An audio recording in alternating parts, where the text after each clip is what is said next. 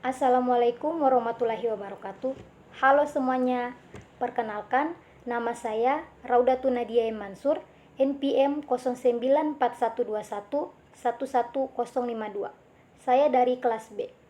Jadi, di sini saya akan menjelaskan terkait dengan interaksi farmakokinetik pada fase metabolisme. Jadi, langsung saja. Sebelum kita mengetahui bagaimana proses interaksi farmakokinetik pada fase metabolisme, tentunya kita harus mengetahui terlebih dahulu apa itu interaksi farmakokinetik. Jadi, interaksi farmakokinetik merupakan interaksi di mana obat mengalami perubahan pada proses absorpsi, distribusi, metabolisme, dan ekskresi yang disebabkan karena adanya obat atau senyawa lain. Hal ini umumnya diukur dari perubahan pada satu atau lebih parameter farmakokinetik, seperti konsentrasi serum maksimum, luas daerah di bawah kurva, waktu paruh, jumlah total obat yang diekskresikan melalui urin, dan sebagainya. Selanjutnya, macam-macam interaksi farmakokinetik.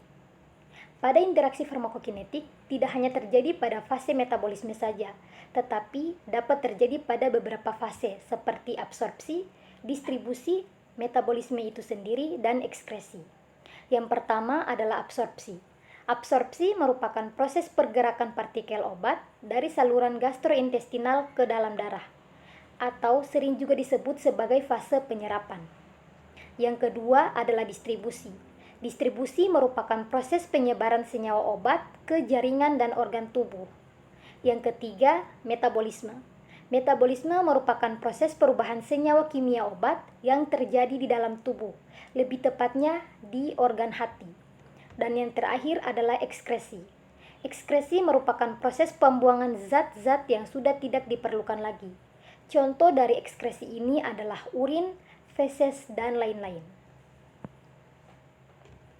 Selanjutnya, interaksi farmakokinetik pada fase metabolisme.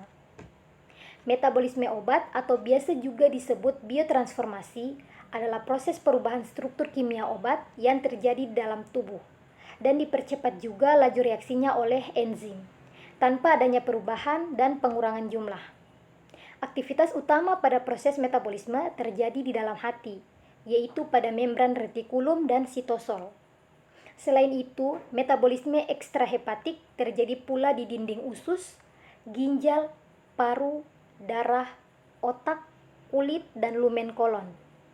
Enzim-enzim hati akan membuat menjadi inaktif, kemudian akan merubahnya menjadi metabolit inaktif, atau zat yang larut dalam air untuk kemudian akan diekskresikan. Reaksi metabolisme obat terjadi dalam dua fase, yang mana reaksi yang terjadi pada senyawa yang kurang polar akan dimodifikasi menjadi senyawa metabolit yang lebih polar. Pada reaksi metabolisme ini terjadi dua fase, yaitu fase 1 dan fase 2. Yang pertama, fase 1. Fase 1 disebut juga dengan reaksi non-sintetik atau reaksi fungsional, di mana dengan kegiatan metabolismenya adalah reaksi-reaksi oksidasi, reduksi, hidrolisis, siklikasi, desiklikasi dengan hasil senyawa yang bersifat inaktif, lebih aktif atau kurang aktif. Penambahan atom oksigen atau penghilang hidrogen secara enzimatik akan memunculkan reaksi oksidasi, yang mana melibatkan sitokom P450 monooksigenase atau CYP, nikotinamid adenin dinukleotida fosfat atau NADPH, dan oksigen. Reaksi ini akan mengubah ikatan CH menjadi COH, yang mana menyebabkan beberapa senyawa yang inaktif berubah menjadi senyawa yang aktif. Namun, dalam proses ini juga dapat membentuk senyawa yang memiliki sifat toksik. Selanjutnya, reaksi pada fase kedua. Reaksi pada fase kedua dapat disebut dengan reaksi sintetik atau reaksi konjugasi, di mana yang terdiri dari reaksi metilasi, asetilasi, sulfasi, dan glukuronidasi. Reaksi ini terjadi jika senyawa belum cukup polar setelah mengalami metabolisme fase 1, terutama pada senyawa yang bersifat lipofil. Reaksi senyawa Ini merupakan reaksi di detoksifikasi dan melibatkan gugus fungsional polar metabolit fase 1, yaitu gugus karboksil, hidroksil, dan amino. Dari reaksi ini akan menghasilkan pengikatan berat molekul, senyawa obat, dan senyawa inaktif. Fase 2 merupakan kebalikan dari reaksi fase 1. Selanjutnya ada contoh interaksi farmakokinetik obat yang saya ambil, yaitu interaksi antara obat herbal ekstrak sambiloto dengan obat ibuprofen, di mana pada metabolisme enzim CYP memainkan peran dominan dalam biotransformasi sejumlah besar obat. Pada manusia, ada sekitar 30 isoform CYP yang bertanggung jawab untuk metabolisme obat.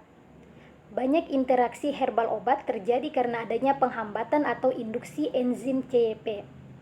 Enzim CYP yang bertanggung jawab pada metabolisme adrografolit adalah CYP3A4 dan CYP2C9. Substrat seperti obat-obat antiinflamasi NSAID banyak dimetabolisme oleh enzim CYP2C9. Sehingga adanya potensi interaksi pada fase metabolisme penggunaan NSAID atau obat antiinflamasi lainnya dengan andrografolit dari sambiloto. Baik, itu saja yang dapat saya sampaikan. Kurang lebihnya saya mohon maaf. Wabillahi taufiq wal hidayah. Wassalamualaikum warahmatullahi wabarakatuh.